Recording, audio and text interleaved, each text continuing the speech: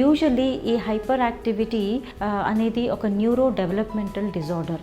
అంటే ఈ ఒక్క హైపర్ యాక్టివిటీ ఒక్కటే ఉండదు, దీంతోపాటు కొన్నిసార్లు ఇన్అటెన్షన్ కూడా ఉంటుంది, అలాగే ఇంపల్సివిటీ కూడా ఉండొచ్చు దీంట్లోంచి. సో అయితే ఈ హైపర్ యాక్టివిటీ చైల్డ్ ఎలా ప్రవర్తిస్తారు అంటే ఒక చోటు కుదుటుగా కూర్చోలేరు, ఏదైనా టాస్క్ చేయవలసింది ఉంటే వాళ్ళ అటెన్షన్ సస్టైన్గా ఉండదు, అండ్ ఒక చోటు కుదుటుగా కూర్చోకుండా ఇటు నుంచి అటు పరిగెత్తడం, అటు నుంచి ఇటు పరిగెత్తడం, అవి లాగేసేయటం, ఇవి లాగేసేయటం, ఇలాంటివన్నీ కూడా పిల్లలు యూజువల్లీ చేస్తుంటారు. సో ఎంతవరకు ఒక ఆటని కానీ ఒక చోటు ఏదైనా టాస్క్ ఇచ్చినప్పుడు చెయ్యటం కానీ ఎంతవరకు అటెంటివ్గా ఒక రిక్వైర్డ్ టైం అంత తీసుకొని కూర్చోగలుగుతున్నారా ఒక టాస్క్ మీద, లేకపోతే ఎక్కడైనా కూర్చోవలసిన అంటే క్లాస్ రూమ్లో కావచ్చండి, ఇంకెక్కడైనా కూర్చోవలసిన ప్లేస్లో ఆ సిచ్యుయేషన్లో కుదుటుగా కూర్చుంటున్నారా, లేకపోతే కూర్చొని కూడా అటు ఇటు కదలటము, లేకపోతే అది లాగేసేయటము, అని చెప్పిన మాట వినకుండా కూడా అలా చేయటము, ఇవన్నీ కూడా హైపర్ యాక్టివిటీ కిందనే తీసుకోవడం జరుగుతుంది. సో అంటే ఏంటి 7 years లోపు తల్లిదండ్రులు దీన్ని ఐడెంటిఫై చేయగలగాలి. ఐడెంటిఫై చేసి ఎర్లీ ఇంటర్వెన్షన్ ఇవ్వటం వలన వీళ్ళు ఈ సమస్యల నుంచి కొంచెం మేనేజ్ చేయడానికి ఆస్కారం ఉంటుంది.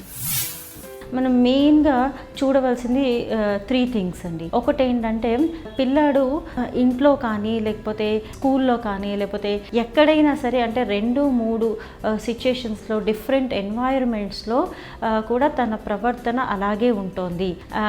ఇది 6 నెలలు ఉండగలగాలి. అంటే ఏంటంటే ఒక 1 month బాబు అలా ప్రవర్తిస్తున్నాడు, ఆ తర్వాత నుంచి చాలా నార్మల్గా ప్రవర్తిస్తున్నాడు, అలాంటప్పుడు అది హైపర్ యాక్టివిటీ అయి ఉండదు. సో అందుకని ఈ బాబు ఒక 6 నెలల నుంచి కంటిన్యూస్గా ప్రవర్తనలో ఎలాంటి మార్పు లేకుండా అలాగే ప్రవర్తిస్తున్నప్పుడు అది మనం ఒక ఫ్యాక్టర్గా తీసుకోవచ్చు.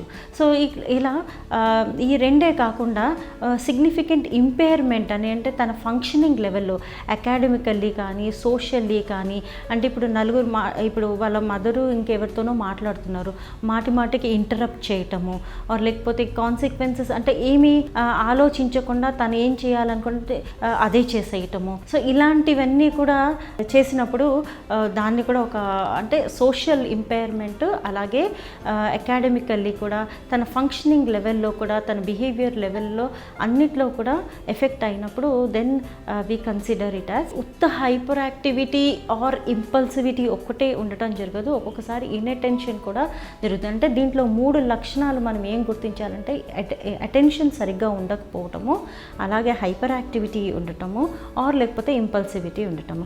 ఒక్కొక్కసారి అన్నీ ఉంటాయి పిల్లల్లో, లేదు అని అంటే ప్రిడామినెంట్గా ఒక హైపర్ యాక్టివిటీ ఆర్ ఇంపల్సివిటీ ఉంటుంది, లేకపోతే ప్రిడామినెంట్గా ఇన్అటెన్షన్ మాత్రమే ఉంటుంది. సో ఫస్ట్ ఈ child hyper activity or impulsivity ఉందా లేకపోతే ఇన్అటెన్షన్ ప్రాబ్లం ఉందా, ఏది ఎక్కువగా ప్రిడామినెంట్గా ఉంది అని ఫస్ట్ గుర్తించాలి.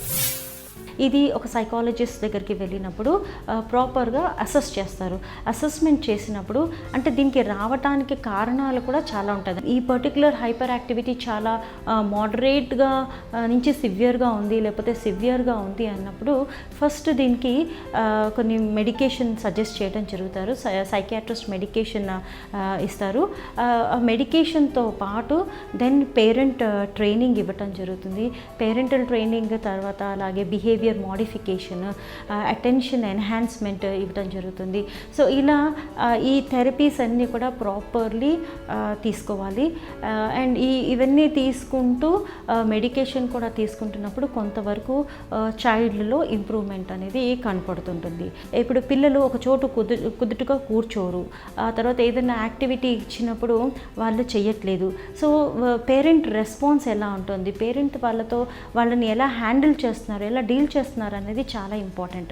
అందుకని పేరెంట్ ఏం చేయాల్సి ఉంటుందంటే ఇక్కడ కన్సిస్టెంట్గా ఏదైతే చేస్తూ ఉంటారో అది కన్సిస్టెంట్గా ఉండాలంటే మధ్యలో కొన్ని రోజులు ఏదో బిహేవియర్ థెరపీ తీసుకొని వెళ్ళి ఆ తర్వాత బాగుంది అని అనుకోని లేకపోతే మధ్యలో మానేసి ఇంప్రూవ్మెంట్ ఉంది అని చెప్పి మధ్యలో మానేయటం, ఇలా చేయకుండా ఇంట్లో కూడా అవేమేమి నేర్పిస్తున్నారు టెక్నిక్స్, ఎలాంటి స్ట్రాటజీస్ ఫాలో అవుతే పిల్లల్లో ఇంప్రూవ్మెంట్ అవుతుంది అని వాళ్ళు కూడా తెలుసుకొని అవన్నీ ఇంట్లో కూడా చేయాలి. సో ఇంట్లో అలాగే ఇక్కడ చేయటం వలన దెన్ ఇంప్రూవ్మెంట్ అనేది చైల్డ్లో కనపడుతుంది.